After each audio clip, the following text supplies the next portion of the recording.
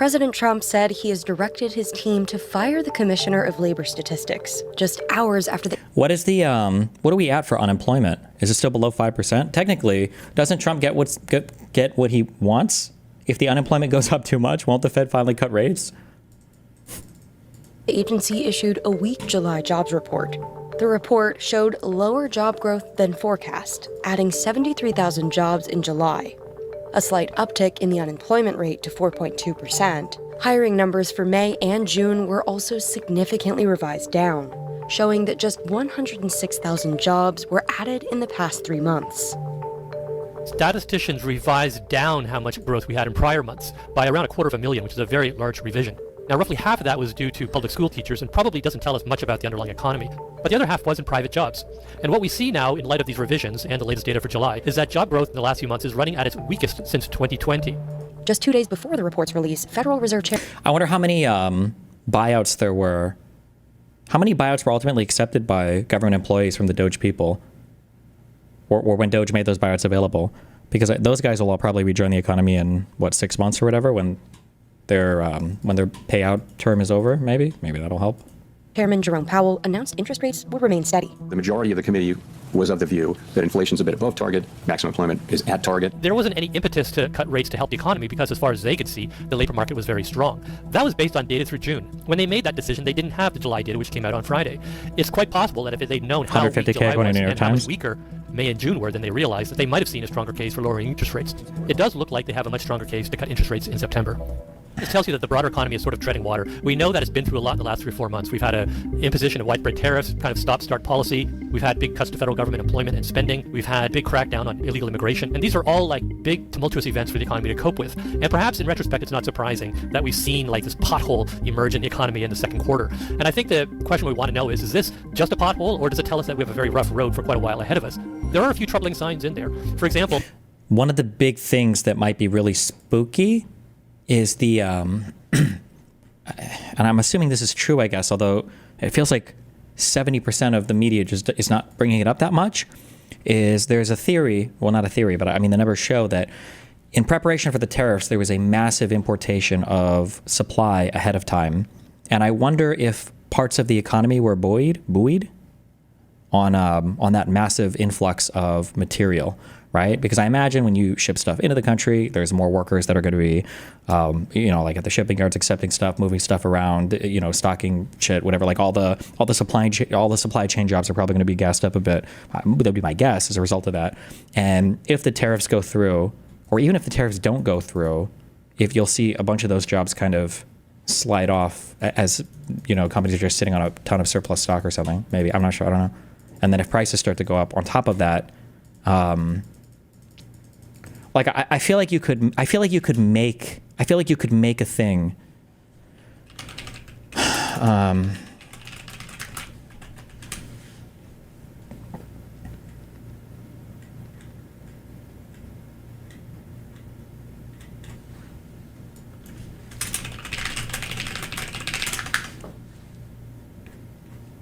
Why can't I find anything on YouTube search anymore? Hello? Or did they delete these clips? Why does Google search YouTube better than YouTube searches YouTube? How does that happen?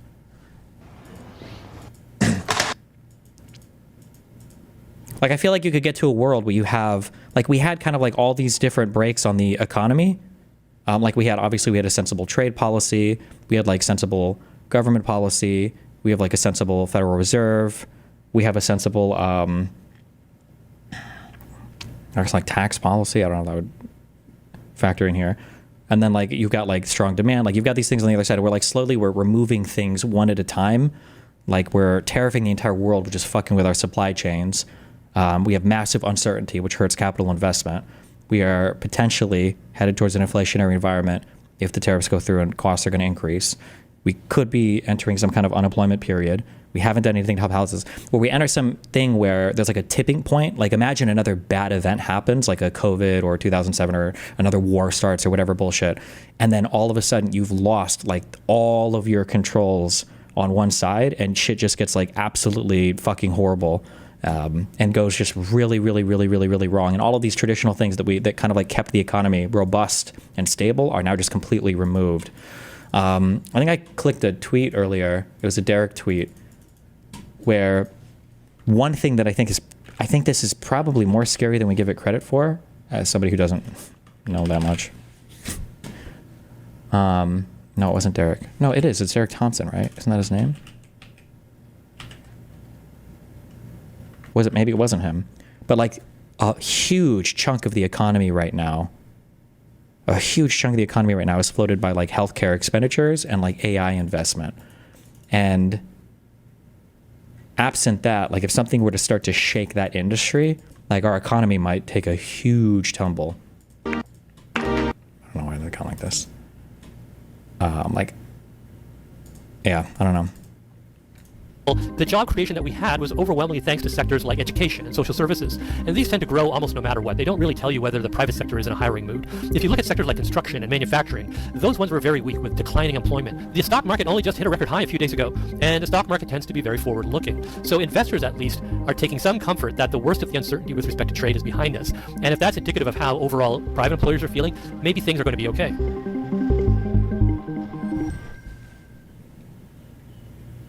Scott Galloway talked about this recently on his podcast that AI is everything, and companies like Ford and GM are down. Yeah, like if it's like, I don't think there's anything. Fallout continues after. I don't think there's anything bad with being heavily invested in tech. I think that's fine. I think it's forward looking. But if that's like masking a whole bunch of other underlying weaknesses in the economy. Oh, this is what I was looking for earlier. So GDP is only growing because of AI capex. This is capital expenditure investment, in big capital investment, basically, right? The labor market is only growing because of healthcare spending and social assistance, the latter being a lot of home aides and administrators. Economic growth right now is basically a Friday church service, just old people plus trying to summon God.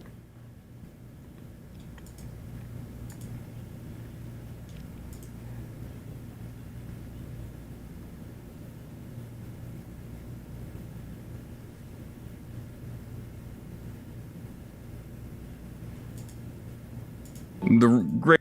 Oh no, God. Not yet. Oh God, not yet.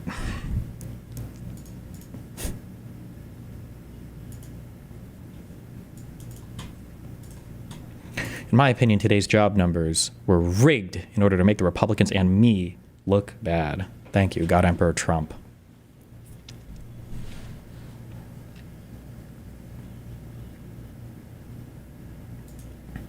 Would the cutting of interest rates in September cause inflation? Would Trump not cry about that? I think that the general theory, I could be wrong, but I think the general theory is that inflation prices are kind of sticky, meaning it takes a little bit for them to move. There's a little bit of economic inertia. So inflation is going to be like a lagging thing, not like an upcoming indicator. I could check, I guess. What would I even Google? Is inflation laggy or forward-looking? I don't know the terms that they would use. What would economists say here? I didn't even spell forward correctly. Nice. A leading indicator instead of a lagging one. It's called inflation expectations, and it's a central part of the expectations adjusted Phillips curve. Higher inflation expectations can make taming inflation more difficult for the central banks to be self-fulfilling in the DAS model. An increase in inflation expectations will shift the short-run aggregate supply upwards, which leads to an increase in the price level and lower overall output.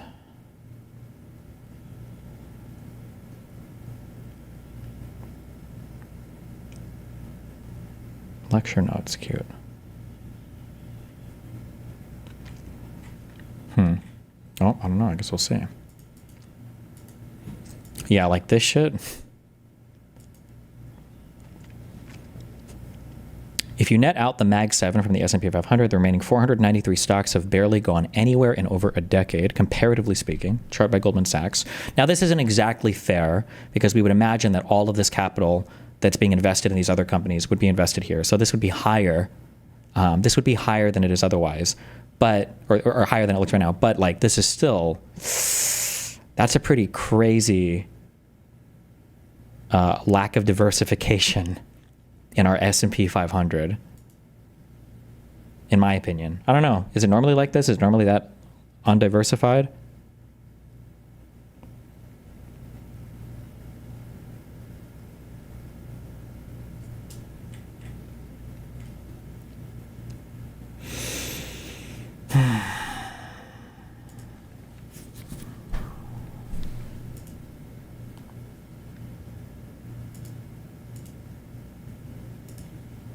The Fed holds rates steady for the fifth time this year, but some officials think it's the wrong call, okay? So this is President Trump's best What are the Mag 7? It's 7 massive tech companies that are massively overrepresentative of the total value of the S&P 500. It's like Tesla, Meta, probably Amazon, Nvidia, probably. What are they? So we've got Google, Amazon, Apple, Microsoft, Facebook, Nvidia, and Tesla.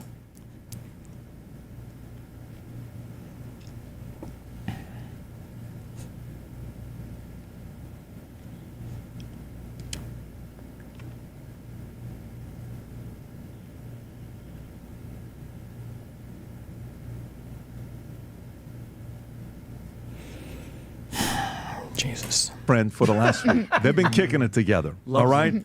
They've been looking at properties of spending $3.1 billion on it. Of course. Patting each other in the back. Hard. You know, finally we saw a little bit of Powell's personality by putting his tongue out. Did you see when he did that or no? No. Very awkward. But you saw the child side of him. He acted like a 12-year-old. It was interesting. First time ever. Here's Powell giving some good news to nobody. My colleagues and I remain squarely focused on Not your achieving colleagues, our just dual say you. mandate goals of maximum employment and stable prices for the benefit of the American people. Despite heightened uncertainty, the economy is still in a solid position. The unemployment rate remains low, and the labor market is at or near maximum employment.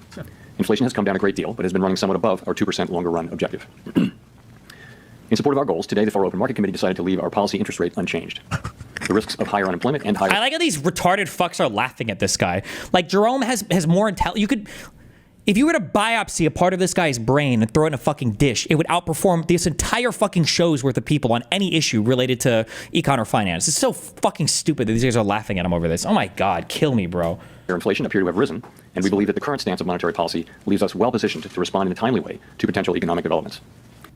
Okay, so Listen, I'm not an economist, Matt, by a long shot. Yeah. But he just said, we are kicking ass. Everything looks good, but you never know. Shit might hit the fan, so to hell with all of you. Is that a right angle? You know a part? No, he doesn't even know what he did. He does not know. He doesn't know who Jerome Powell is. He doesn't know what he's the chairman of, and he doesn't even know what the thing that he's the chairman of does. Guaranteed on all three of those things. He doesn't know any of that. Any of it. Ass. Everything looks good, but you never know. Shit might hit the fan, so to hell with all of you. Is that a right angle? You know a part of me is so happy he's not lowering interest rates. Why? Do you know why? Why? Okay. What's he going to say? Because when Trump's economy fucking kicks ass, when he's busting loads, hot loads, and all of us, more loads than we could have ever imagined, they can't even claim that he got cum boosters from the Federal Reserve. And that's why I'm so happy that even Trump is fighting against everything. He's a warrior, shooting hot loads in all of us. But was I right for my assessment of what he just said? Listen, he could have said this in 5 seconds. We are not lowering peace rates. out. Slap somebody in the back. Yeah. And maybe he could have added, screw you, Trump. Like something like that. Right? Which is really what he wants to do. Man. But you know, part of me hopes he holds out for the rest of the year. Why? Let me tell you why. Because to me, I would love for rates to not be lower till 2026. Why? For midterms? Because I believe 2026 is going to be the greatest year of our lifetime. Really? I'm telling you. Okay. U.S. 250th birthday. Yep. Trump turns 80. Yep. World Cup's coming here. Holy moly. And someone's going to have to keep lowering interest rates. Market's going to go bam. Oh, wow. Money's going to be made in every way. Dow, record. Every day. S&P, record. Dow, record. NASDAQ, record. Record Bitcoin, record. It's going to be all of that whole. Powell, keep it going, buddy. Keep doing what you're doing. Because by 26, someone's going to lower the rates. And when they do, it's going to be boom, like this. The day the announcement's made when they lower the rates, market's going to skyrocket. I just hope it's not till 2026. And by the way, to my real estate friends, don't come slashing my tires. Don't come protesting outside of our office. I'm telling you right now. And no, I'm not buying a house right now from you. Okay, so don't call me. All I'm telling you is I want the story. And I think the story for 2026 is going to be awesome. Powell, keep it going, buddy. Please. Tom, your thoughts on this, and then Tommy, I'll come to you. Well, what was really funny, I was talking to somebody and watching it live yesterday, and I immediately tweeted out as soon as I heard him say that. And I turned to the person that was in my office, and I said, did you hear that? Did you hear that click? What's that? The minute he said rate stable, I heard a click. You know what it was? Trump hit caps lock. I said, stand by. We're gonna get tweets overnight. But what's interesting? Did he actually tweet about it or no? I have not seen. He Truth Social this morning. He did? Yeah. Okay, He called him an idiot and a moron. Did he? And, He did? the worst ever. There you go. Was it in all caps? Did she evolve? Do I know who that is? Did she race bend? Yeah, he Truth Social this morning. Is that Tommy? That's not, is it? Is this blackface? That's not Tommy Lauren, is it? He did? What? Hello? Okay. Yeah. Okay, He you called find him that? an idiot and a moron. Did he? Yeah, the worst So ever. Tom, there you go. Was it in all caps? Stand by. Tommy, was it all caps? Do you know? There were some caps in it. Oh, Yeah, it okay. was Truth Social this morning. Oh, there he is. He is too late. Oh, There come on, we go. stupid. So I was prepping for podcasts. I didn't see that one first thing in the Too morning. angry, too stupid, and too political. All caps. So I was right. So what's very interesting is there were some people out there that felt there should have been. Remember, when the Republicans act like actual fucking retards, it's like epic and based and hilarious. Remember what I said to Ryan over a few days ago? He was like, I hope the Democrats could do better. Why? People love it. People like it when he acts like an actual fucking retard. They love it. Now, most notably, folks at Schwab. Schwab published a paper yesterday that said, look, the pace of consumer spending has slowed, job openings have slowed, and we are seeing bulk layoffs. Microsoft said that we're reconstitutioning our workforce with AI. 9,000 people were laid off. I believe it's 3 weeks ago with Microsoft. So Schwab was saying, there's data out there that says that perhaps the economy could use it right now. And what was interesting, there were two dissenters, one more prominent than the other. The two dissenters that said they disagreed, that they thought a quarter point now were on the Fed committee, and it was Christopher Waller and Michelle Bowman. Now, Michelle Bowman is more significant. You know why? Because Christopher Waller is known and has been leaking and speaking to friends, allegedly, and Christopher... Is Bowman like the really old Tea Party or crazy person? Or is that a different Bowman? No, or is Bowman... No. Bowman was that was a progressive that tried to run Bowman in a state, I think. Never mind, it's been a long time. I'm sorry, I'm not trying to upset you, but your name's been put in the hat by proxies and people around But you. this is not the same, I'm assuming. You'd like to be the next chair of the Fed, and we all know why, because you're serving us very, very well as part of the Fed. You're a smart person, and you're like, hey, I'd like that next job. That's completely normal. So people kind of discounted Waller. Well, Waller's trying to do that to lean with Trump. Jamal Now, who knows Bowman, if that's the case, or Waller just really believes the economy could use a quarter point cut, perhaps. But Michelle Bowman to come out and say, hey, I do think the economy is ready for a quarter point cut. I thought that was very significant. And the CME FedWatch tool, which I watch a lot, and I also keep my eye on what's called the dot plot. And for those of you scoring at home, these are just tools for people who are monitoring the Fed, and I do it and talk about it so you don't have to. The FedWatch tool says we have a 68% chance now of a 25 basis point cut in September, and another 65% chance of a 25% cut in December. And the dot plot is going to be updated right now. I think it's stuck on its May update. That's where it is. And then, yep. And now CME has got a couple different audiences that it tracks, and there's an audience that Rob just put up that thinks there's a 60% chance. So that's what's going on. Now, people talk about mortgages a lot.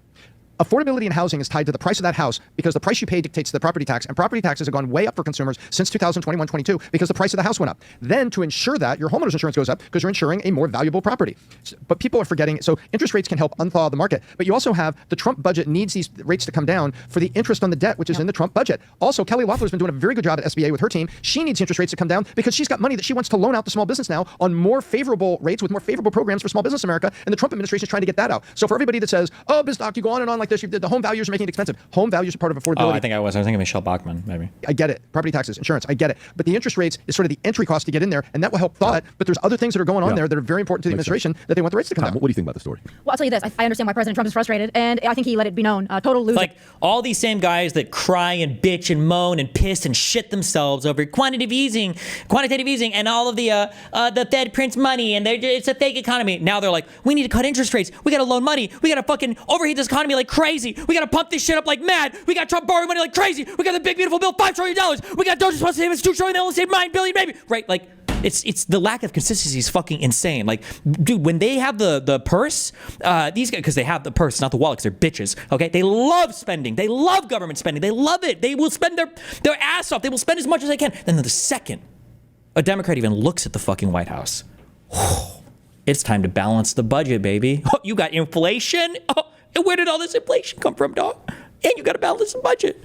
And here's another disaster under a Republican that you can deal with at the same fucking time. And our country is paying the price. President Trump hates to see America in any way lose or what he feels is losing. Everything under his control is America winning right now, economically. They said the tariffs were going to cause some kind of apocalypse. That didn't happen. Real wages up, GDP up. Things are looking good. They said when we started deporting illegal aliens that we weren't going to have a workforce and that everything was going to collapse. No one was going to pick the vegetables. Okay, that has yet to happen. Trump's instincts have been correct. This is the last thing where he's like, I got the big, beautiful bill. I'm giving no tax on tips, overtime, Social Security. Now I need this. This is the final piece of the puzzle. And it frustrates him. And I get it. I love your optimism about 2026, by the way. I think that's great. We can hold on till then, I think. But I understand Trump's frustration. And to your point, the small businesses that are like, things are looking good. We want to... Yeah, what were the interest, bro? Federal funds rate, Fred. Did Biden ever complain about this even once?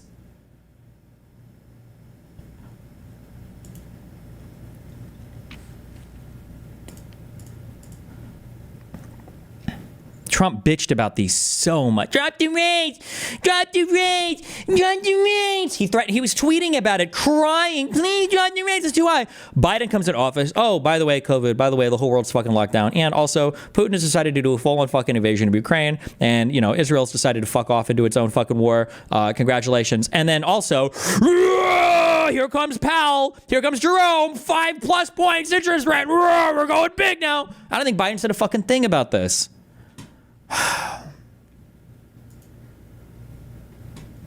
Jesus. Expand. We want to hire more. We're so excited right now. They're chomping at the bit to get going, and President Trump wants to see that for them. So it's frustrating for him, but I think it's a game of chicken, and Powell doesn't want to be the one who caves to Trump. Right, and costing our country trillions of dollars. That's the interest on the debt. That's part of the Trump budget. Yeah, Adam. Maybe they shouldn't have borrowed the fucking money. You think? Maybe? You actual Down syndrome ridden fucking retard? Maybe they shouldn't have borrowed so much fucking money. Like, these fucking retards will scream at 19-year-olds for taking out too much student loan debt. Meanwhile, the Republicans just can't help but spend all the fucking money they can into everything. Also, don't forget, I love you, Tom Bilyeu, so I'm not talking about you in particular, but remember all these other guys who are like, the debt is the most important thing in the world. The debt is the one thing. The debt is the most important thing. It's the most evil thing to saddle our future. We won the election? We won the election? Oh, boy! Time to spend, baby. Let's fucking go. And Jerome, I'm going to need you to drop those interest rates because we're open in the purse because we are going to spend every fucking dollar we have and then some trillions of dollars that we don't have, baby. Let's go. And we're still somehow going to have an economic contraction for the first quarter, somehow, magically. So there's so much conversation about Trump being a dictator. Trump's an authoritarian. He's going to be a king. He can't even control his own appointed Fed chairman. Let's not forget about that. For all the people out there. Well, is it his own appointed Fed chairman? Because apparently there's some disagreement about that. Because there was somebody who was arguing that that Biden appointed him.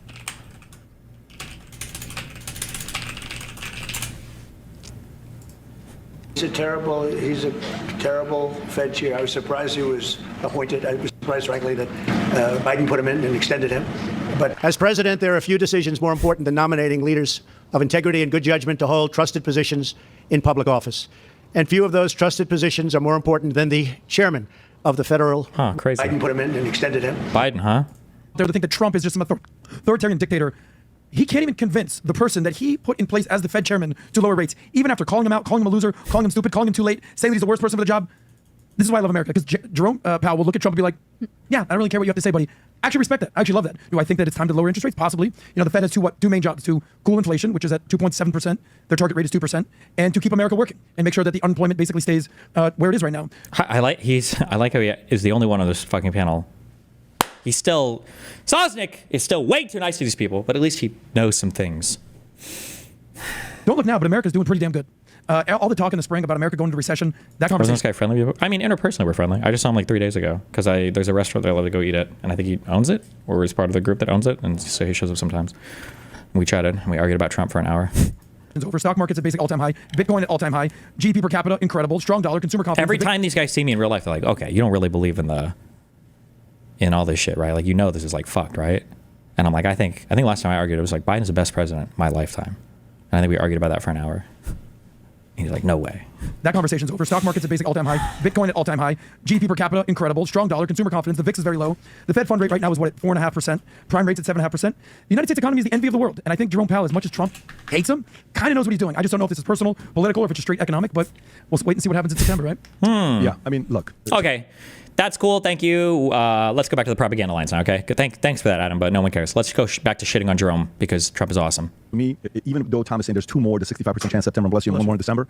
Higher than not having Destiny on, clearly would be a big show for them. For shows like this, for these guys, this is about ideology. It's more important than making money, which is why I say you can't do the financial analysis of the money capture donor class people. A lot of it is ideology, okay? I'm hoping it's just 1 instead of 2, and the president has to realize he's going to be president for 3.5 more years. Okay. Closer to 3 years now. Well, maybe if he survives. I don't even mean that as an assassination joke. I mean the guy's ankles are fucking exploding. I'm sure this dude's heart is working fucking overtime. I know, but it's still 3 years and 5 months. But he's going to be in there for nearly 3.5 more years. Mm-hmm. Midterms are not till when? November. Okay, so imagine they do only 1 rate increase, a rate cut in December, and then the market goes off in the year of midterms, record breaking. Guess what's going to happen with House? Guess what's going to happen with flipping some seats? I actually would like the momentum to not happen until we get closer to midterms. Truly. I like it to not happen until we get closer to, because nobody, if you look at the market like, hey, my 401k's up, hey, my Bitcoin, dude, I don't want to do anything. Let it keep on. I'm not going to say I'm a Republican. We're going to say, why? We're going to do. That's what's going to happen if the market's doing good. So he's got time. You were asking about the latest polo shirts that are coming up. It took us a few months to get them. They're finally in. I wore one of these. Everybody was asking, where did you get these Vitamin polo shirts? They're right there. We got them in brown, black, white, gray, and another white. There's a bunch of them on here for those because it's hot. Yesterday we flew from Orlando. We're on a flight, flying back on this private jet, and we're asking the pilot, hey, can you?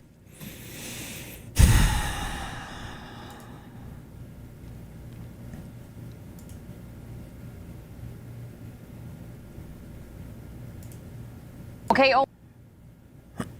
Trump makes nuclear moves on Russia. President Donald Trump has ordered 2 nuclear submarines to be positioned in the appropriate regions. Thanks. He's super ass-pained, I think, about the fact that he literally couldn't get anything done in regards to Russia-Ukraine. That's not true, actually. He might be bringing the war closer to an end. I don't know if this is true or not, but Anna messaged me earlier today and told me that, I don't know if this is true or not, but apparently she said 50% of the aid in Kharkiv had been provided by U.S. aid, and there's a chance that that might all be just drying up now. I don't know how true that is, or I haven't looked at the numbers on that myself, but if that is true, that's pretty fucking abysmal.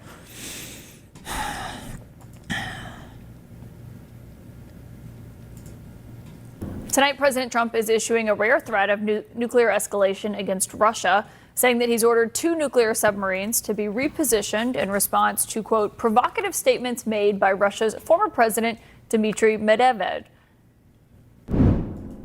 He was talking about nuclear. When you talk about nuclear, we have to be prepared, and we're totally prepared. Trump first made this announcement online, saying this step was just in case Medvedev's foolish and inflammatory statements are more than just that. It was not immediately clear. I have an irrational hatred of this woman because her facial archetype, phenotype, just reminds me too much of Crystal Ball. And every time I see her, I just get so fucking upset. And I know it's not her. And I always know it's not her, but it's too close. And I just get triggered. I'm so sorry. If Trump was referring to She even has like a similar-ish cadence and timbre to her voice. It's okay. She is base. She's base. She asks good questions. She's base. Okay. This is a base reporter / host anchor, whatever. With nuclear weapon capabilities or merely nuclear powered subs. Of course, the current deputy chairman of the Russia Security Council and former president had made a reference on Thursday to Russia's Soviet-era system capable of launching retaliatory nuclear strikes after Trump told him to, quote, watch his words. The two have been trading verbal attacks since Monday when Trump slashed his deadline for Vladimir Putin to end the war in Ukraine. There's been no sign that Putin is listening. However, last night you saw Russia launching its deadliest single attack on Ukraine's capital this year, killing at least 31 people after striking an apartment block. My source tonight is John Bolton, Trump's former national security advisor. And Ambassador, it's great to have you here because obviously the former president doesn't actually have the power to launch Russia's nuclear weapons here. I mean, for people who don't know, he's basically the Kremlin's online troll in recent days. But I wonder if you believe that President Trump's actions were warranted here. No, I don't. I think it's very risky business for a lot of reasons. Most significantly, it seems to reveal Trump doesn't really understand how our nuclear navy works and what their plan of operation is. As for Medvedev, it's true he's a former Russian president, a former prime minister, in fact, always subordinate to Vladimir Putin. Right now, the position he holds is equivalent to Deputy National Security Advisor in the United States. And it's just really very ill-advised to have the president responding to somebody like that, whatever they're tweeting on whatever subject. Even if somebody should respond to him, it shouldn't be the president. But more fundamentally, what Trump may not be understanding here, in which the Kremlin could be misreading, is how the ballistic missile nuclear submarines that we have operate and how they function and serve basically as our second strike capability in the event of a nuclear war. The Ohio-class submarines, the ones that carry the ballistic missiles, don't sit around in port. They're out in a complex, obviously highly classified schedule on what are called extended deterrence patrols. That is to say, a sufficient number of them are in position right now to retaliate against a Russian nuclear attack. That's why they're put out there, so they don't have to go anywhere. They're already there. And now, it would be kind of based if Trump knew all this and just like says shit, because the whole point of he's right. Like, I don't believe nuclear submarines are supposed to be like a first strike thing. Nuclear submarines are there so that it's like, if you kill us, you're going next, just so you know, because you don't know where these motherfuckers are ever. That's the whole point of them. So it would be kind of funny if Trump just like would randomly tweet shit like, just so you know, there are nuclear subs like floating in the fucking English Channel. I don't know how deep it goes, whatever, right? Like, yeah, knowing that, but Trump doesn't know this. It wouldn't be funny, actually, because Trump doesn't know anything. Trump is an actual fucking, I can't call him a midwit because it's an insult to midwits. I hate all of these fucking people. Are hopefully undetectable. Not these two, sorry. So that a Russian or later a Chinese first strike can't take them out at the beginning. So to say he's going to move those kinds of submarines anywhere kind of defeats the purpose of having the submarines in the first place. Or indicates he doesn't know how they work right now. Do you think anyone in his national security team is discussing this with him? No, because Trump forgot to install Signal on his phone, so he's not getting any of the briefings from these guys. I have no idea. I certainly know from my own experience that you could find a tweet coming out any hour of the day or night on some national security issue that came directly from Trump. So it's possible that's what happened here. I hope somebody from the Pentagon who understands the disposition of the nuclear force explains this to Trump at some stage. And as I said, while the ballistic missile submarines are core to our second strike capability, they are also perfectly capable of being part of a first strike on Russia. So you could see people in the Kremlin, obviously always nervous about our capabilities, believe that Trump is trying to insinuate that he may be considering a first strike, which is even more dangerous. Yeah, well, and this is coming as his envoy, Steve Witkoff, who was in Gaza today, is going to Russia, I believe, today. The president said That guy's just getting everywhere. Nice. Maybe he can go find Trump some more investment deals for his crypto business that him and his son have a huge stake in. going right after he left Gaza. The last visit that Witkoff made to Russia did not result in any concrete changes. Obviously, the war is still raging in Ukraine. Do you expect a different outcome this time, potentially? What, did he get another ceasefire in Gaza? Witkoff, thank you, bro. No, I don't. I don't think Putin takes the threat seriously that Trump has been making about secondary sanctions, which would involve more sanctions, more tariffs, whatever, on countries like India and China that have been buying Russian oil and gas contrary to U.S. and EU sanctions because of the war in Ukraine. Putin, for whatever reason, thinks that the Russians are winning in Ukraine despite the horrific human cost. And obviously, after 6 months of trying to get a ceasefire, Trump has failed. No indication that's going to change. Yeah, we'll see if it does. Ambassador John Bolton, great to have you. Thank you for your time tonight. Thank you. I can't do this. I might kill. I don't know if I can watch. I don't know if I can watch Asmongold right now. You took a day off, which means a new war started. So what happened? No, I can't. Let me ask you, Mr. President, just about pardons. I've got 3 names for you. And the first one, look, the media didn't care about this story when Joe Biden was in office. Suddenly they care about this story again. These guys are what fucking Gisticle accuses my orbiters of being, okay? A whole bunch of people surrounding a guy just to gas him up and dick suck him and to keep him from taking accountability for anything. These are the real orbiters right here. It's unbelievable. About this story when Joe Biden was in office. Suddenly they care about this story again. Ghislaine Maxwell serving 20 years in prison for sex trafficking. Is clemency on the table for her in exchange for testimony? I'm allowed to do it, but nobody's asked me to do it. I know nothing about it. I don't know anything about the case, but I know I have the right to do it. I have the right to give pardons. I've given pardons to people before, but nobody's even asked me to do it. Sean Diddy Combs? Right. Would you consider pardoning him? Well, he was essentially, I guess, sort of half innocent. Yes. I don't know what they do. He's still in jail or something, but he was celebrating a victory, but he seems, I guess it wasn't as good as a victory. Probably, you know, I was very friendly with him. I got along with him great, and seemed like a nice guy. I didn't know him well. But when I ran for office, he was very hostile. He said some not so nice things about you, sir. And it's hard, you know, like you, we're human beings. Right. And we don't like to have things cloud our judgment, right? But when you knew someone and you were fine, and then you run for office and he made some terrible statements. So I don't know, it's more difficult. It makes it more, I'm being honest, it makes it more difficult to do. But more likely a no for Combs? I would say so. Okay. And what about George Santos? Boy. He just went away, 7 years. You know, he was, he lied like hell, I have to tell you. And I didn't know him, but he was 100% for Trump. But I didn't, you know, I might have met him, maybe not, I don't know. But he was a congressman and his vote was solid. It sounds like a lot. He got in. You know, you could blame the other side for not checking him out. He didn't do all those things. I like how he talks like an actual dictator. Like, hold on. And seemed like a nice guy. I didn't know him well. I guess sort of half innocent. Yes. I don't know what they do. He's still in jail or something. But he was celebrating a victory, but he seems, I guess it wasn't as good as a victory. Probably, you know, I was very friendly with him. I got along with him great. And seemed like a nice guy. I didn't know him well. But when I ran for Wait, audio? Oh, sorry, my speaker's on.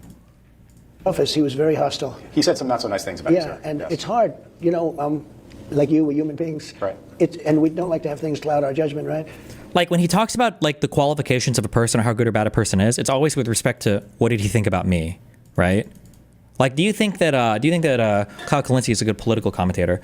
You know, he's been really critical of me online a lot. He says a lot of really mean things. What do you think about, what do you think about, that streamer? Oh, that guy? He likes me quite a bit. He says a lot of really good things about me, It's just like so cringe.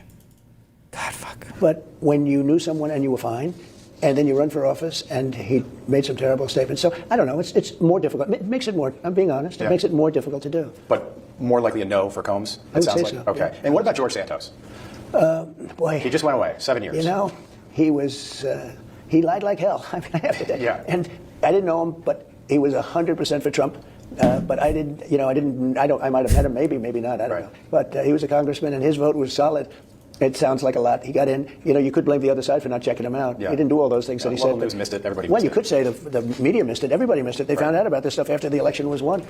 So nobody's talked to me about it. So they really, they haven't talked to me about the two. They have talked to me about Sean, but they haven't talked to me about the two. But again, with him, I have the right to do it. Nobody's asked me, but it's interesting. Is it 7 years? 7 years. He just went away. That's a long time. Your Deputy Attorney General sat down with Ghislaine Maxwell for 9 hours. I'm just wondering when the American people get to hear what she said during that interview.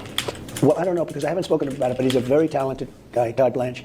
And a very straight shooter. Yeah. And I think he probably wanted to know, just to get a feeling of it, because we'd like to release everything, but we don't want people to get hurt that shouldn't be hurt. Yeah. And I would assume that was why he was there. I want to release everything. I just don't want people to get hurt. You can't have the people associated. First of all, the files were run by some very bad people and very sick people like Comey and Lisa, the whole group. All those people in that office, they ran those files for 4 years.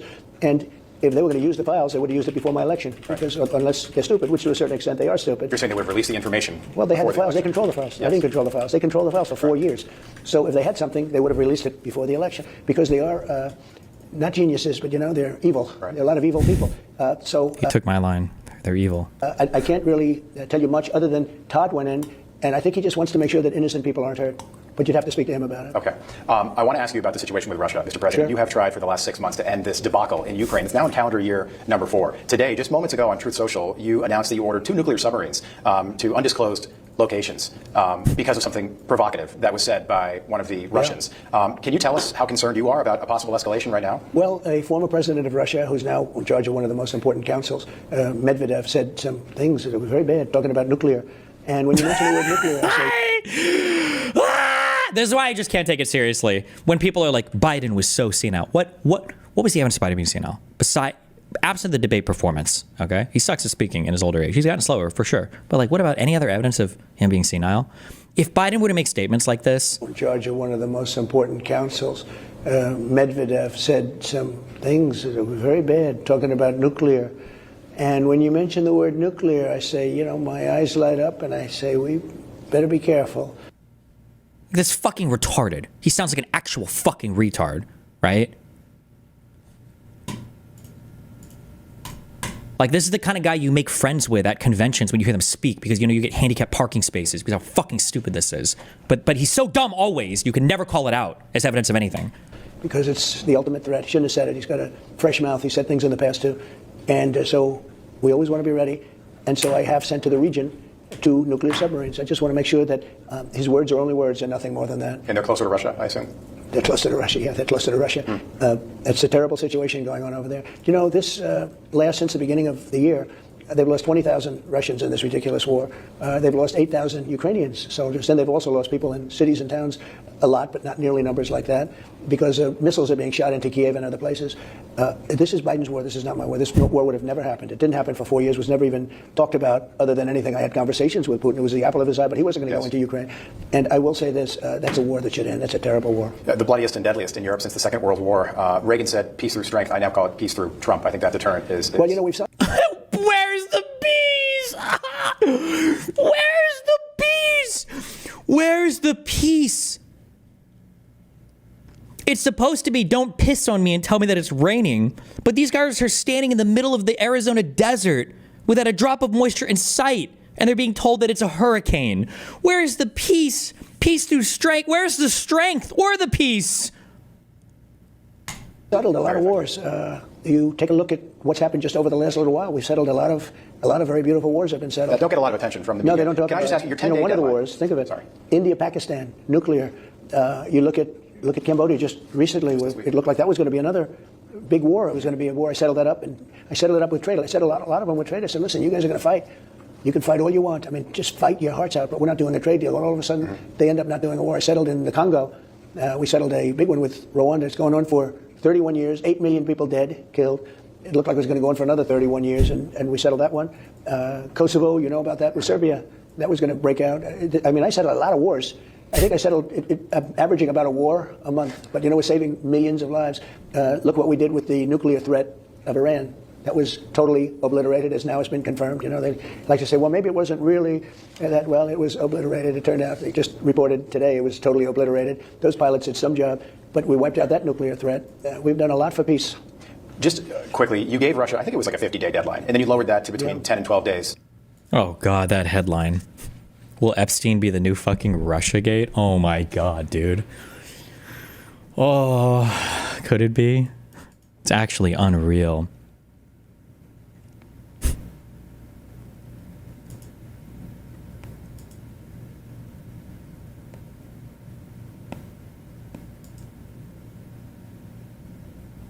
It is Speaker Johnson. As I told you, your favorite topic, the Epstein files. So this issue is going to be waiting for you when Congress returns. And just this afternoon, Congressman Massey posted, quote, Speaker Johnson has been promoting this non-binding resolution, hoping to give cover to those who don't want a full release of the Epstein files. Embarrassingly, Section 3 of his resolution refers to Section 2, which doesn't exist, unquote. Massey calls your resolution a glorified press release. He says his bill would be binding, has the force of the law. And he says it does protect the victims. I wanted to give you an opportunity to respond.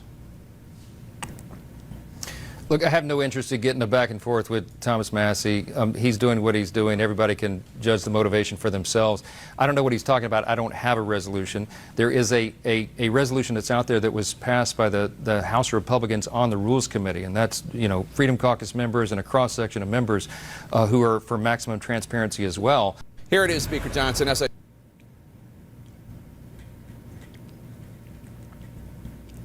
So, in case you haven't been following, some Down syndrome fucks from the U.S. Congress sent some letter. Or no, wait. Or was it Pam Bondi? Basically, somebody from the U.S. federal government sent a letter to Texas saying, like, hey, we're very concerned about you. We noticed that 5 of your districts, that'll happen to be Democratic, by the way, are actually illegally districts. So we want you to redistrict those in a way that makes them all Republican. I'm sorry, that makes them fair. And I think Greg Abbott said,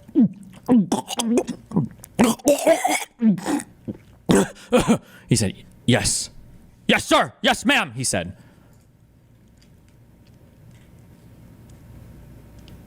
And then, so they tried to hold, and apparently they have the votes to do this for everything, because these guys are just instantaneously, these guys are like the human centipedes of politics.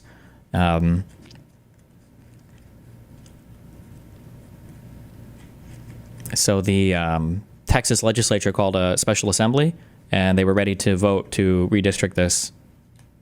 And then part of avoiding the special session, I guess you have to call quorum or whatever, you have to have like enough people present. So, based alert, all of the Democratic members of the House fled the fucking state. Which is based, okay? It's so based. I'm almost waiting for Senate Dems to censure all of these people, okay? Even though they can't. That's how based it was, okay? So they fled the state. And then we've got Governor Matchbox has decided that he's going to, it was either going to be issue arrest warrants or it was going to be declare them as having abandoned their seats. So he doesn't need them anymore as part of the state legislature. So this is old. This was yesterday. But I think he said basically, the derelict Democrat House members must return to Texas and be in attendance when the House reconvenes at 3 p.m. on Monday, August 4th. For any member who fails to do so, I will invoke Texas Attorney General Opinion number KP 0382 to remove the missing Democrats from membership in the Texas House.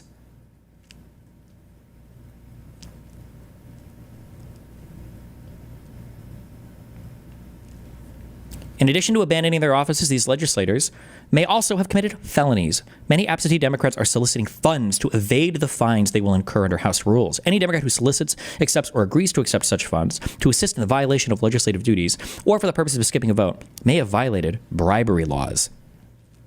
The same could be true for any other person who offers, confers, or agrees to confer such funds to fleeing Democrat House members. I will use my full extradition authority to demand the return to Texas of any potential out-of-state felons.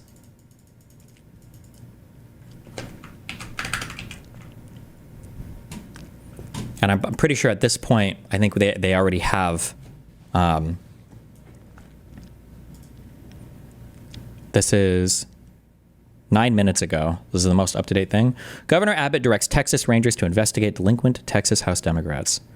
Greg Abbott today ordered the Texas Rangers to investigate delinquent Texas House Democrats on potential violations of Texas law, including bribery.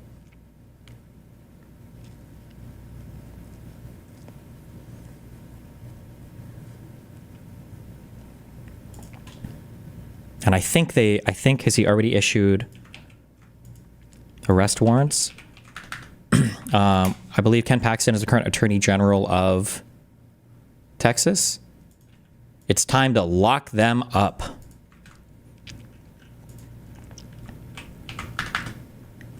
Hunt down. Texas AG Ken Paxton, Texas vowed to hunt down Democrats who fled the state to block a redistricting vote. And Governor Greg Abbott, Texas, threatened to remove them from the Texas House if they don't return.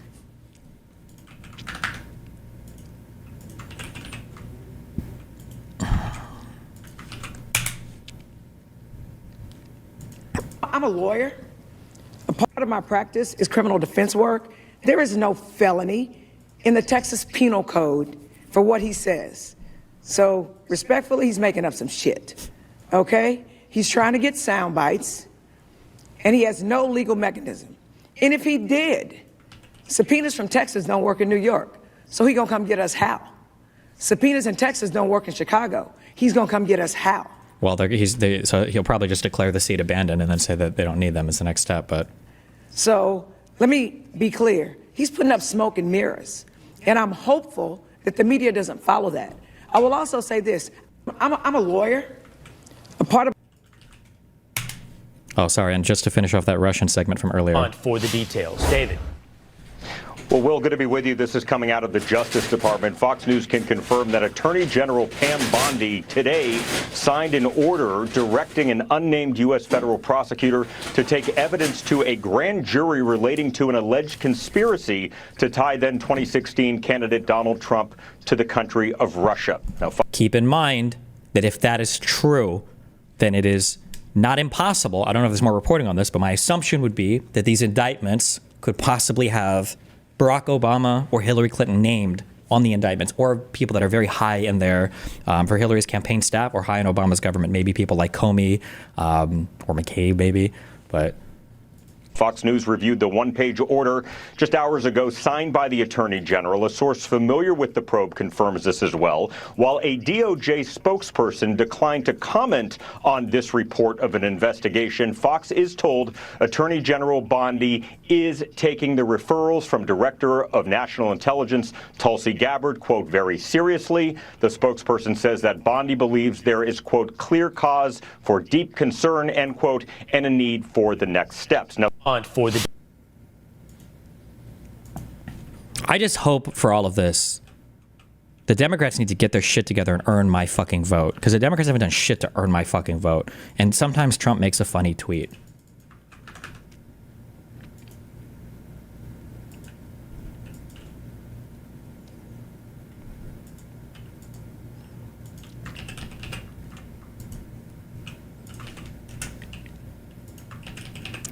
Now, I don't know how much this matters.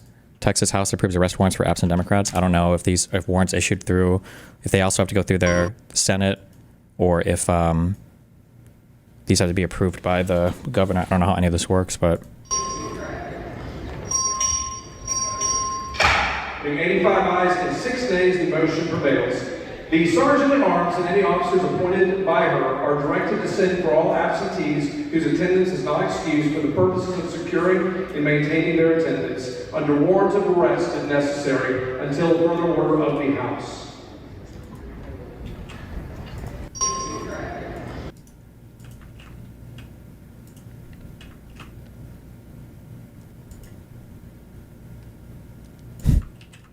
This anti-Semitic fuck, dude. I don't trust him. I am being made racist against brown people. Not the cool ones, though. Because our Hispanic and Latino brothers and sisters are our kings. I'm talking about the bad ones. You know who I'm talking about. The Turks, the Arabs, and half the Persians, okay? Depends on which show I'm watching, okay? This guy is destroying my brain. Just in, Trump to withhold disaster funding for states and cities who boycott Israel. First of all, what the fuck? Secondly, how can we make this about Zog? It's absolutely humiliating for America to be controlled by a foreign country like this.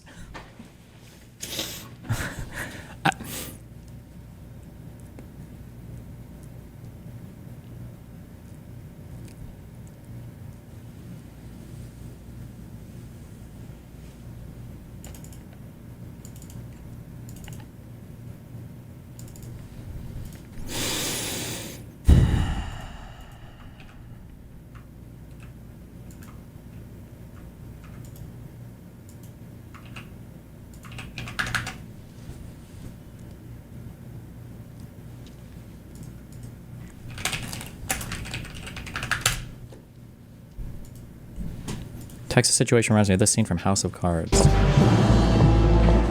3.5 minutes, ain't got time, don't give a fuck. But Oh God. Yeah, look, as you know, I've been trying to unite Democrats and Republicans in terms of the voters. I mean, I just did a jubilee where I took on Democrats and Republicans defending politicians, right? And on this issue, a lot of... Hold on. Wait. There is no FEMA requirement tied to Israel in any current NOFO. No states have lost funding and no new conditions have been imposed. FEMA grants remain governed by existing law and policy and not political litmus tests. DHS will enforce all anti-discrimination laws and policies, including as it relates to the BDS movement, which is expressly grounded in anti-Semitism. Those who engage in racial discrimination should not receive a single dollar of federal funding. You just have to redefine everything. You just have to redefine everything. You just have to redefine everything. Why are you lying? You literally updated your guidelines 20 minutes ago. You do realize that the old links still show the original document, right? Discriminatory prohibited boycott means refusing a deal, cutting commercial relations, or otherwise limiting commercial relations, specifically with Israeli companies, or with companies doing business in or with Israel, or authorized by, licensed by. And then it used to say, laws protect individual Americans from discrimination on the basis of race, color. Based. A, B, C, D, E, F. Oh, so they literally did add a new thing.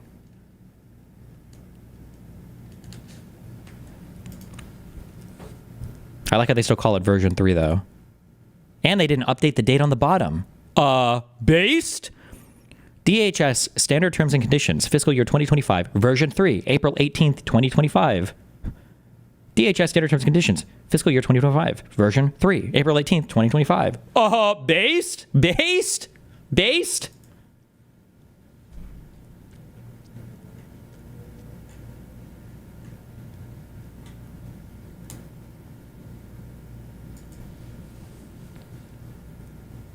MAGA and certainly the independent voters have been really good.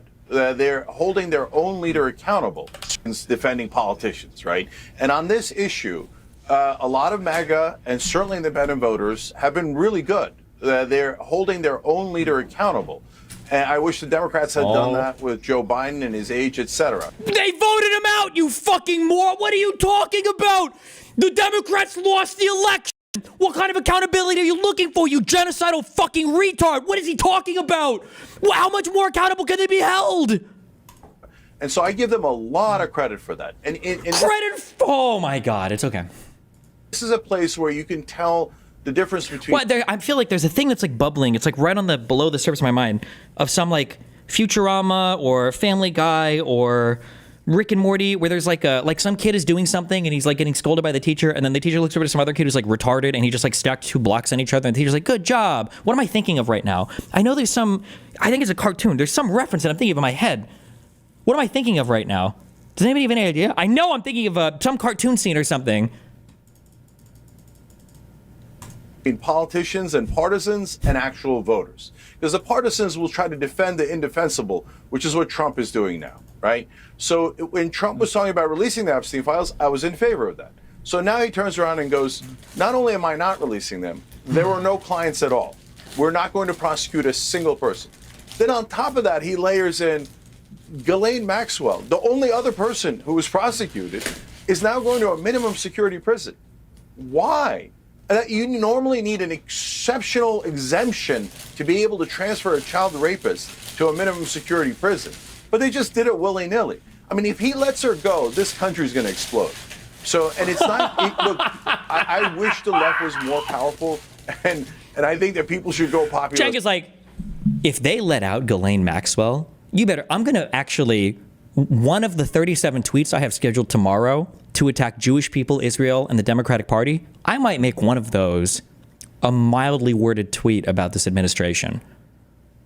Just so you guys know. I might even do one the day after, so they better fucking watch themselves. They better fucking watch themselves, okay? This left, right? But when you have the left and the right, then it becomes super powerful. And so if he thinks he's going to... Right, who can tell me what 5 times 9 is? 5 times 9? Morty. Me? What is 5 times 9? You know, it's, at least 40. Morty, that's exactly correct. 5 times 9 is... No, this is not what I'm looking for. Don't worry about it. Just cover this up, and he's going to have people like Kerry come on here and make excuses. It's never going to work. It's not even working with his own voters, which I give them a ton of credit for. We need to actually... So don't tell me that the girls were raped, but nobody raped them. That's a preposterous thing to say. And look, is Trump in the files? Look, his name is all over. Hold on, this is really important. His name is all over, but I get it, because he was really, really good friends with Jeffrey Epstein. They were nearly best friends for about 15 years, and both have said that. But that doesn't mean that he did the crimes. So and if he's innocent... Whoa, these are our allies! These are our allies!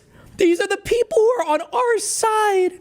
Kick them the fuck out. These are not your friends. These are not your friends, Democrats. These are not your friends. Start over, okay? This is the best time to do it, because Republicans are going to lose their shit when Daddy Trump is gone, okay? Start over. These cannot be the people that call themselves Democrats or liberal or anything related to ours. Call them something different. They cannot be part of your movement. This isn't, you can't win. You can't win on this, right? There was an intentional conspiracy in Joe Biden's presidency when the corrupt influence that he had when he failed on the border and he pardoned his son for no reason. He was senile and the entire administration fucking did it. Like, this can't possibly be. And then when it comes to Trump, he's like frame by frame analyzing, and he's like, I don't know if Trump is... I'm looking at this video of him coming inside this 13-year-old, but he's kind of got a half chub. I don't even think he's really into it. Like, did he really want to fuck that kid? Like, I don't know, man. We gave Michael Jackson one. You know, maybe we should give Trump one. You know, is it that big of a fucking deal? You know, where I come from, Both have said that. But that doesn't mean that he did the crimes. So and if he's innocent, a great way to show that is to fully release all the files, including the tapes, by the way, because we know there's tapes. And my guess is that that's not going to happen, not because of Trump, but because under both Biden, Trump, Democrat, and Republicans, they cover this up. Why? Very likely because it's an intelligence agency, and they're both getting orders under no circumstances are you to release this. Because think about it. If an intelligence agency did it, how mad would the American people be if they authorized the rape of American children to get blackmail to use and manipulate our politicians? That would be a fury like... It's like, you guys, I hope I've said this enough. I don't know if you guys realize how absurdly fucking retarded that idea is. That American citizens working in the FBI or CIA or whatever the fuck intelligence agency are like, okay, we're going to go along with this. How many little kids are we feeding this dude? Only a few hundred? All right, let's go along with this. The dozens or hundreds of people that would be involved in the management of this agent slash CI slash whatever the fuck you would call them would all be cool with this. Nobody's leaked it. Nothing's come out about it. Nobody said anything. 4 years under Biden, nobody leaked it. Nobody in Russia or China didn't leak this. It was an embarrassment for the entire United States. Nobody.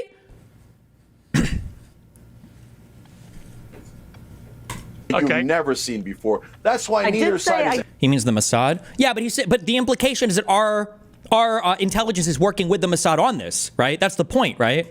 Politicians. That would be a fury like you've never seen before. That's why neither side is ever going to release it. I do think this will come out, though. This is not at all what I was asking about or talking about, but thanks. Oh, Cenk, hang on. We're running out of time. Whatever there is there. Well, it hasn't so far. A final word. Geraldo, you covered a lot of stories over the years. This Epstein scandal isn't going away. And I think the way the Trump administration's handled it has been very self-harming. What's your take? I believe that Trump has blundered in it, and I also think that you're absolutely right in terms of the friendship between Epstein and the president over the years, and it is embarrassing. There's lots of pictures, lots of videos. Even on tape, you hear Trump extolling the virtue of Epstein's pursuit of very young girls. So I think all of that is very embarrassing. But to me, the real story with Epstein is, how did he become so rich? What did he do to become a billionaire and get this influence over all of these people? You can't, as rich as the markets may be, or as bright as he was. Wasn't he a teacher at Bolton School in New York? And then all of a sudden he's a multi-trillionaire. I want to follow the money. I don't. Okay.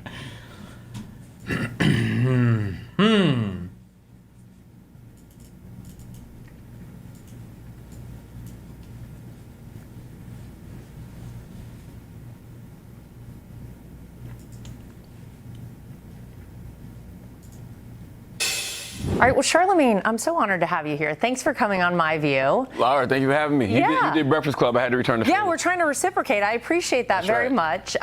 So look, we're 6 months into President Trump's second term in office. Now, I know you've been critical. You've had your bones to pick with President Trump.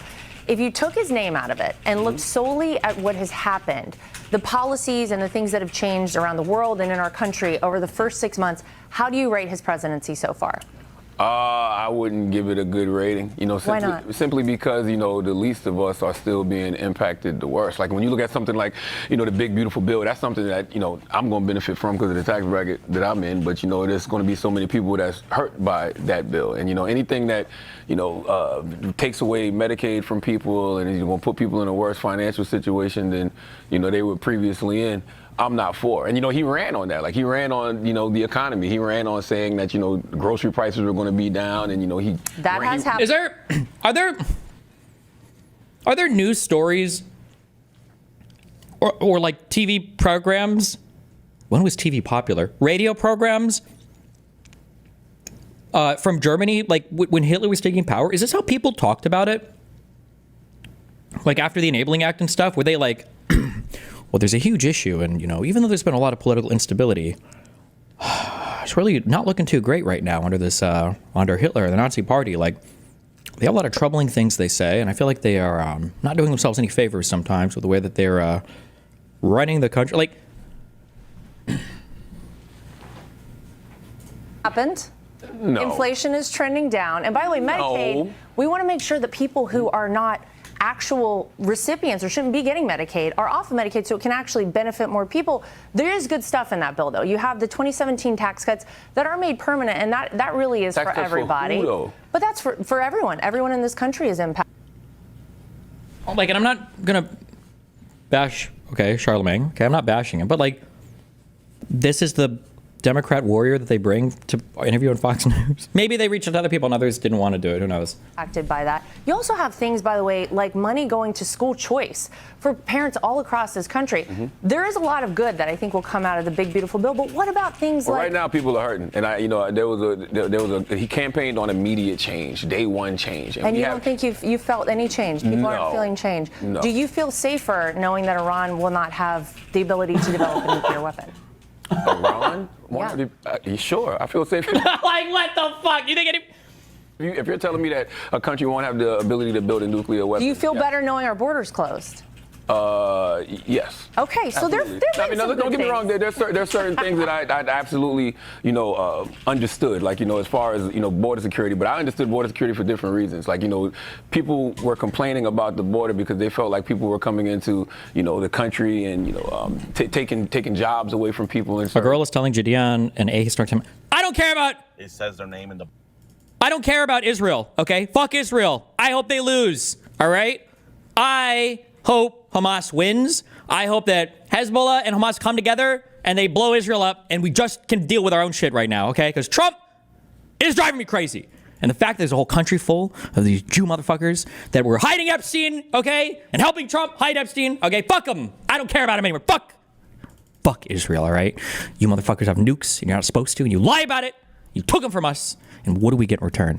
We get Epstein. At least Israelis used to have the goddamn decency to ship all the pedophiles back to their country, but you left them here in the United States. What the fuck is wrong with you? There's no more decency anymore, okay? In areas in certain communities, and that is the conversation that I had been hearing, for the past year and a half prior to the election. I understand. I want 2 minutes of silence. 2 minutes of silence for the brave souls that died on the USS Liberty, okay?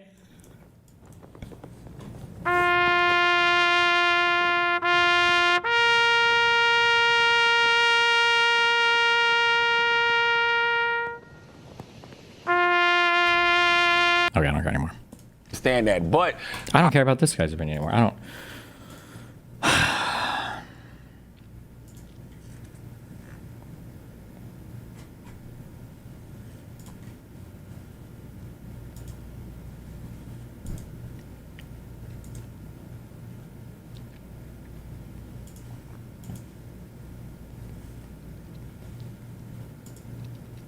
Poor Margie.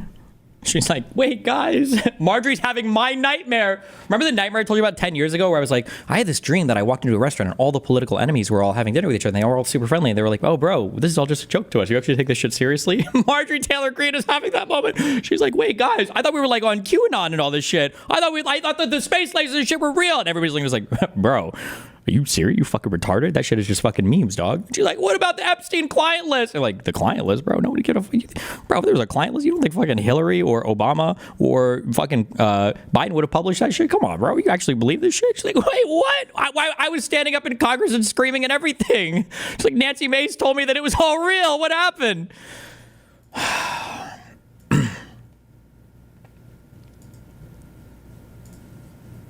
Making America. All right, well, Trump is making America buff again. Yes.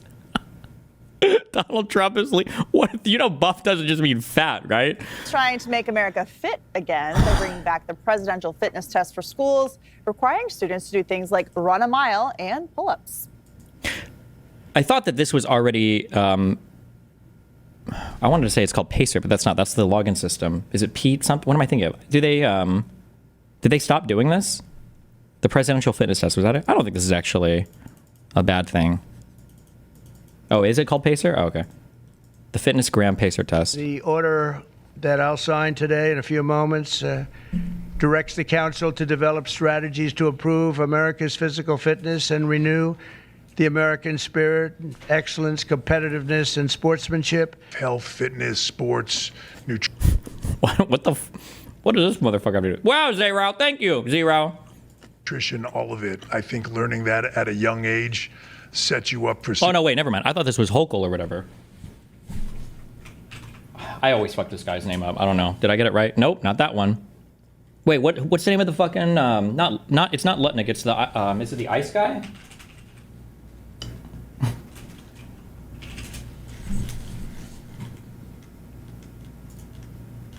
Why am I? This guy. Tom Homan. It's not Homan, though.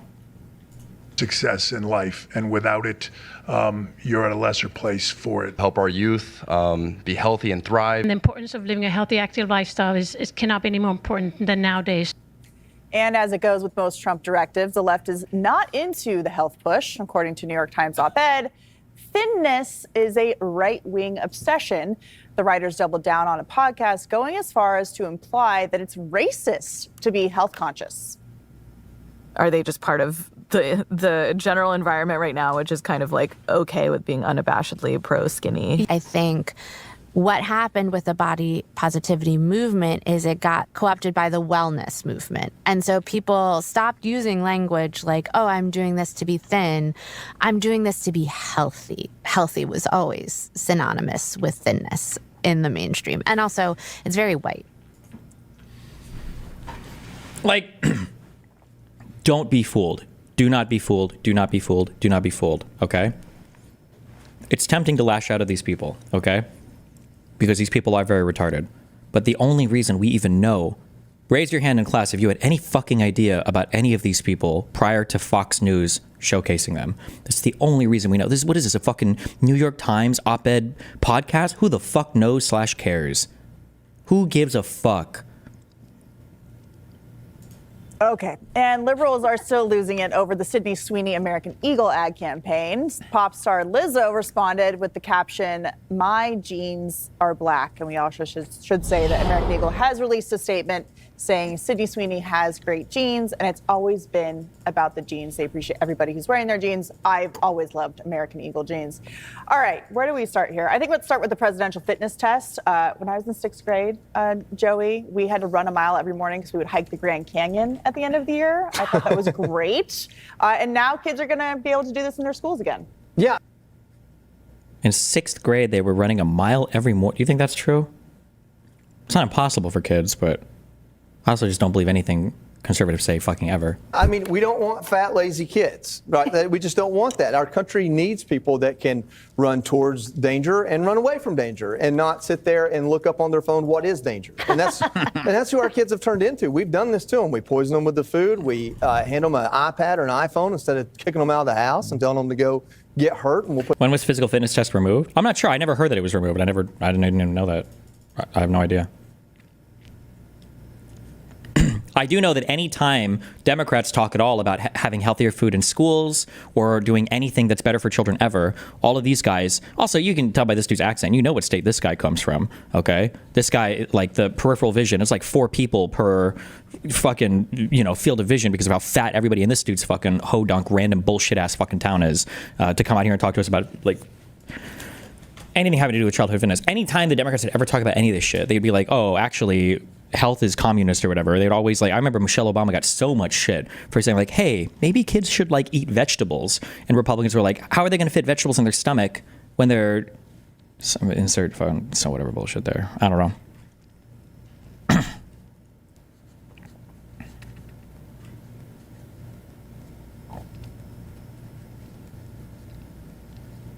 I don't know if this has to do as much with school though or with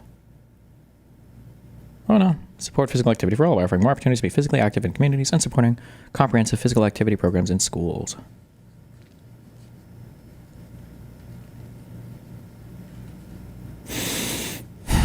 Put a Band-Aid on it. I don't know if the presidential fitness test is the way to get there, but it's at least a forward-facing step in the right direction. I think anytime you can get Triple H and Harrison Butker together on something, they may agree politically, but the things they espouse aren't exactly the same.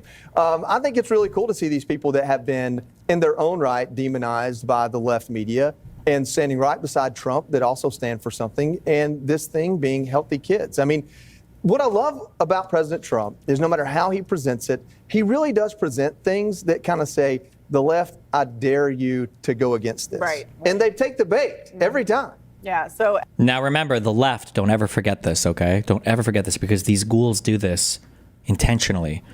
And I bring this up almost every time I've been on PRs, I've had to bring this up. When I'm talking about the right, I'm talking about the President of the United fucking States of America, and I'm talking about the hellish demons that you've installed in the Congress. That's who I'm talking about. When they talk about the left, they're talking about random fucking podcasters that they're fucking rage schlicking to between Botox appointments and vitamin C super shots. Emily, this is part of a broader Make America Healthy Again push.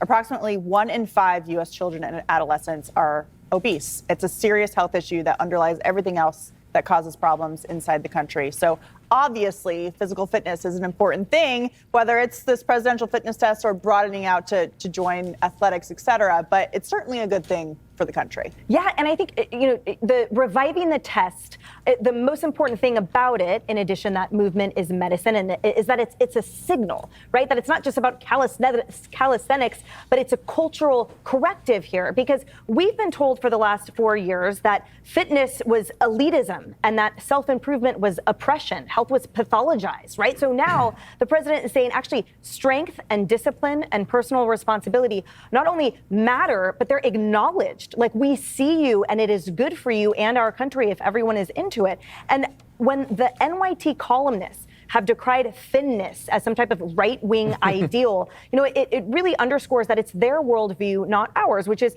a fear that excellence might be aspirational. And then you dig a little deeper and you say, well, what are they talking about when they talk about thinness? And the analysis was on the concept that apparently Christian right-wingers prioritize protein and non-synthetic hormones, working out, building muscle mass. So it has nothing to do actually with this anorexia-based assumption. It's the... Why did she say non-synthetic hormones? What the fuck is she talking about?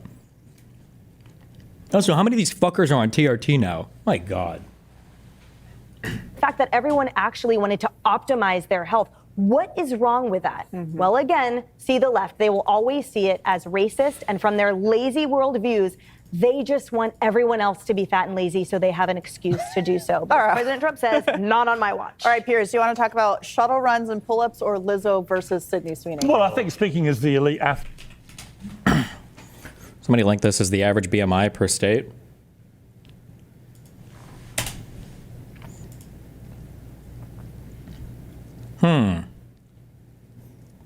I would have never guessed.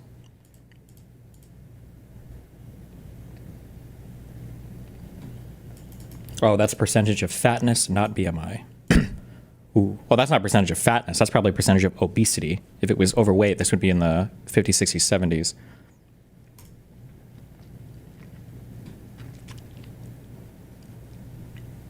At the panel desk. That's right. I didn't actually know that I was that right wing until I looked at myself, realised how skinny I was, and thought, wow, I guess I am. I knew the day would come when Donald Trump would do something where every rational human being in the world would obviously immediately, instinctively respond with, that's a great idea. 1 in 5 kids in America are obese. Let's get them at school doing stuff which makes them a little bit fitter, a little bit healthier. And you see the reaction, and you're just like, what is wrong with you? What is wrong with you? Imagine hearing this news and thinking, oh, for God's sake, Trump's making our kids fitter, healthier.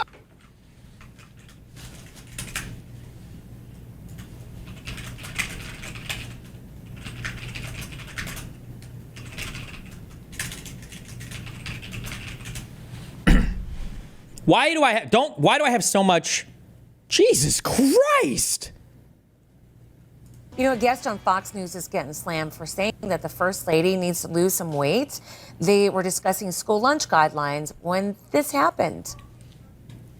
We don't need the federal government projecting these standards upon us. And Michelle Obama is so, like the Duchess, when she speaks kind of about, she is. By the way, they're not just... be eating? She needs to drop. I know that Mr. fucking shirt hanging on for dear life, like he's one of the last people on the fucking Titanic. I know this guy is not about to call her fucking fat. No fucking shot. No shot. When this guy looks more fucking trans than Michelle Obama does, I know this guy's not about to attack her for her fucking weight. I spoke too early. I know he's not about to be the one that does it. I know he's not about to be the one that does it. I know he's not going to do it.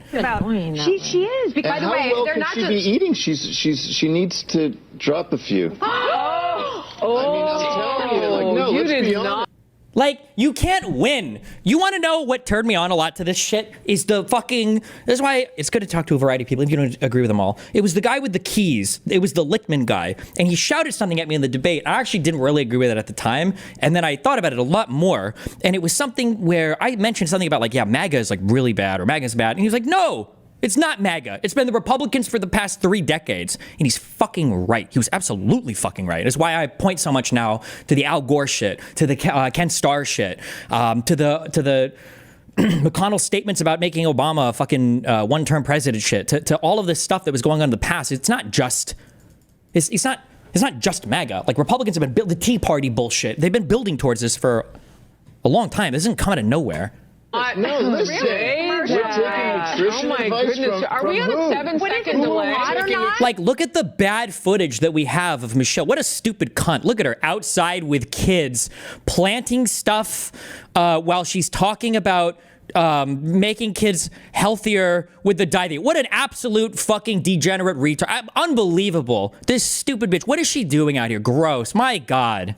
7 seconds delay. Nutrition advice from. I want nutrition advice Michelle Obama. She needs to lose the Well, no, let's be honest. Like, I mean, there's no French fries happening. That's all kale and carrots. I don't buy it.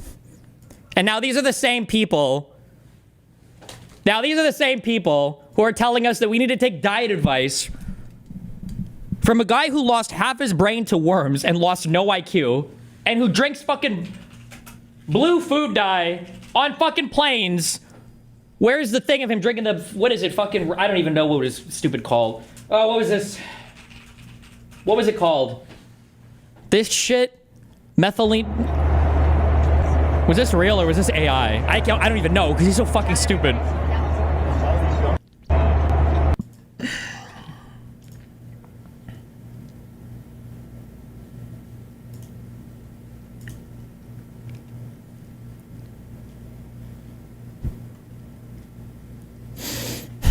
The Young Turks, back when they were Democrats? Dude, what is this, 2 years ago? I'm just saying, for these guys to come out now, they're like, yeah, let's make kids healthy. That's such a great idea. They're so fucking partisan. They're so partisan. It's unreal. They're so partisan that it's unfucking believable. Politics is nothing more than a giant cash grab. And over the last few years, no one's been better at that than the Obamas. They've been killing it since leaving office. Just take a look at how their net worth jumped. Ready? When Barry was running for president back in 2008, the Obamas were only worth a few mil. Not chump change, but they weren't living large. Fast forward to today, with estimates saying the Obamas could now be worth over 200 million. So how... Imagine this analysis for Trump. Oh, and we had already had 4 years of Trump. We'd already, because this is 2023. This isn't even like a 10-year-old fucking thing. Whoa! How does that happen? Well, let's follow the money. Back in 2017, the Obamas took in $65 million to write their memoirs, or as Gutfeld would say, memoirs.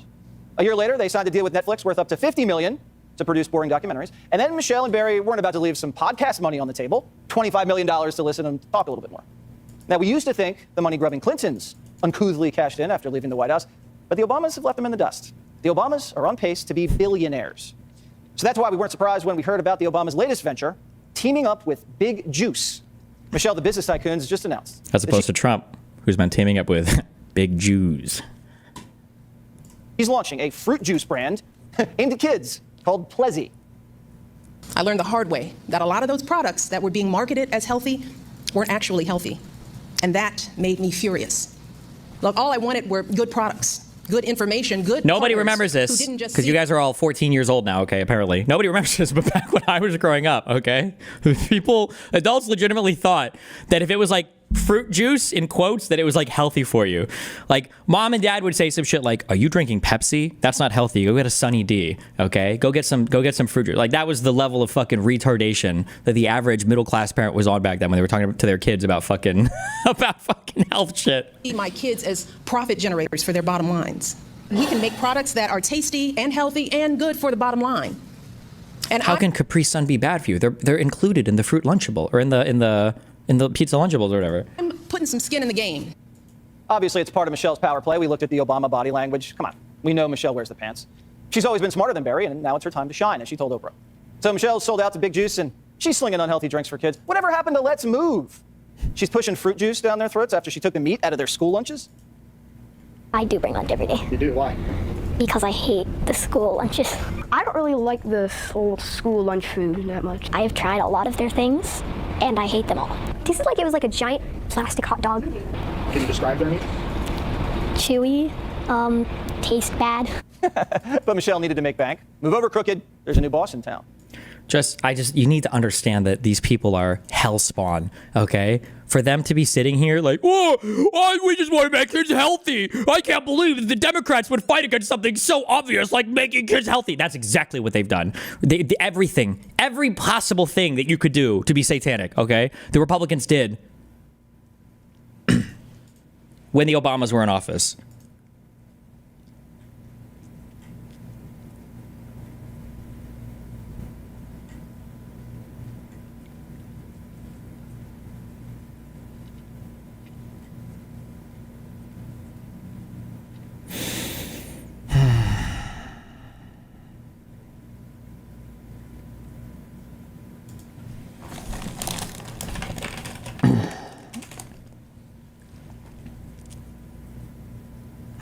Wait, what is this? And a warning from doctors this morning about the health of your children. Apparently, they're concerned that President-elect Trump might overturn Michelle Obama's school lunch guidelines and ruin all the progress that the country's made against the obesity epidemic.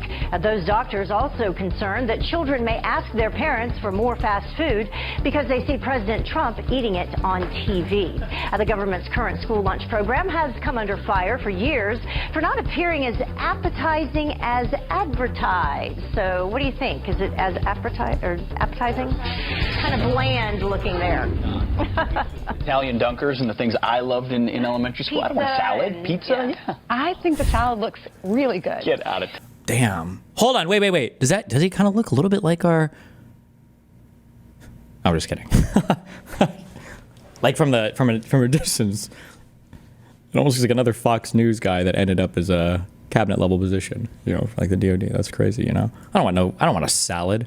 I don't want a salad. I think the salad looks really good. Get out of town. I don't want a salad. Ew. Gross. Oh my God. Obama is so tone deaf. Uh-oh. What happened? Oh shit. Oh no. I'll go off the record. Do not get me wrong. I like to have a good time, and I also want our president to have a good time. But President Obama is tone deaf. And don't blame this one on his staff. He should have known better. He's the president of the United States. I'm talking about this. President Obama doing the tango at a state dinner in Argentina. And let me repeat, I'm not opposed to him having fun. It's the timing and the lousy judgment of it. While Belgium is grieving and the world is worried about... Look at how disgusting Michelle looks here. ...about terror. Is that Michelle doing Obama? The tango. No. Oh wait, just kidding. Never mind. His picture will be taken. Whoever she is, she needs to lose some weight as well. Knowing this video will go viral. The optics are horrible. And during my off the record last night, I urged the president to cut his trip short and come home. Wait, what were the optics bad for? Sorry, hold on. What were we even saying? Doing the tango at a state dinner in Argentina. And let me repeat, I'm not opposed to him having fun. It's the timing and the lousy judgment of it. While Belgium... God, Barack Obama is like a cringy, like, woke movie. You understand that, right? Like, if you were trying to write a cringy woke movie that was trying too hard to make, like, black people seem better than white people, Barack is the guy that you would write to trigger people. He has so much more class. He has so much more class than the current president. It's not even remotely... they're on different universes. It's unbelievable how... is grieving, and the world is worried about terror. He's doing the tango. And let me repeat, I'm not opposed to him having fun. It's the timing and the lousy judgment of it. While Belgium is grieving, and the world is worried about terror, he's doing the tango, knowing his picture will be taken. Was there like a terror attack? 2016. What was going on? I'm not even sure. Did something happen? Knowing this video will go viral. The optics are horrible. And during my off the record last night, I urged the president to cut his trip short and come home because cutting his trip short would have sent a strong message to our allies that we grieve with them, we stand with them. And now our message is, we don't give a fuck, cover your own fucking shit, and suck all the dicks. Last night, I even played this incredible moment of symbolism that meant so much to Americans when Queen Elizabeth, just days after 9/11, played our national anthem at Buckingham Palace. So, the president is not coming home early to send that message, but did he have to send this one tone deaf? It was the 2016 Brussels bombings. And regrettably, it's not his first time. His grin on the golf course immediately after speaking about the beheading of our American journalist James Foley is seared in all our memories. At the very least, who is advising the president? And that's my off-the-record comment tonight. I'm sorry. Why? No more. We're Radiant, no Fox News. I'm going to be out of town tomorrow, but the next day, no Fox News. I can't. I actually can't. I can't handle it. I can't do this. This is the rage bait. Genevieve, I have a question for you. This program, the school lunch program, serves 30 million kids, most of whom are from needy families. Most of whom are, this is the biggest meal of the day. We spend more than $11 billion on this program. Why wouldn't we want the most nutritious foods to be served to these kids? Well, I think that we do, but I would, of course, ask then why the Obama administration, who gives out a lot more money in food stamps to, Like, I wonder if Piers watches my shit, because I feel like this is my talking point. I feel like I've said on a lot of shows, I'm like, why do Republicans choose the most evil option? How do you have Republicans fighting against, like, lunches for school students, for kids? How can you possibly have them fighting against this? How could that possibly be the case? And now it's like they're using this on the Democrats. Like, do you think that the Democrats as a whole are against healthier school lunches? Like, how brain broken can you even be to have this opinion? Talk about shuttle runs and pull-ups or Lizzo versus Sydney Sweeney. Well, I think speaking as the elite athlete at the panel with desk, That's right. I didn't actually know that I was that right wing until I looked at myself, realised how skinny I was, and thought, wow, I guess I am. Look, I knew the day would come when Donald Trump would do something where every rational human being in the world would obviously immediately, instinctively respond with, that's a great idea. 1 in 5 kids in America are obese. Let's get them at school doing stuff which makes them a little bit fitter, a little bit healthier. And you see the reaction, and you're just like, what is wrong with you? What is wrong with you? Imagine hearing this news and thinking, oh, for God's sake, Trump's making our kids fitter, healthier. This is disgusting. Well, no, I understand, but that's government sponsored, and we let people buy anything. Do you with believe there those. should be any? No, I don't think there ought to be regulations on that. And let me explain. So let me explain. School why. lunches should have no standards whatsoever. No, you can have standards, which they do, and as Gingrich has rightly pointed out, this isn't about the standards. It's about implementing them, and can schools actually do it? You said 90% are doing it. That's right. And they're finding out that it's costing them a lot more money than they have in their budgets to do this. Most school districts are saving money because they're getting higher participation. You have even others. No, you do not have higher participation. You actually do. You actually had over 1 million students drop out of the school lunch program last year. What is even the motivation that Republicans have to be Republicans? The underpinning, the biggest fuck up in all of U.S. politics that explains all of the older media and lawmaker behavior is how many of them are Christian. Because the issue that you have right now, okay, is imagine after you die and you go to some place for the rest of eternity, who do you want to hang out with? Well, if you're a Republican, you got to go to fucking hell, right? So you have to be as demonic as possible, okay? Otherwise, what, are you going to go to the other place and be on your own completely? You want to hang out with friends for the rest of eternity, you have to be a fucking demon.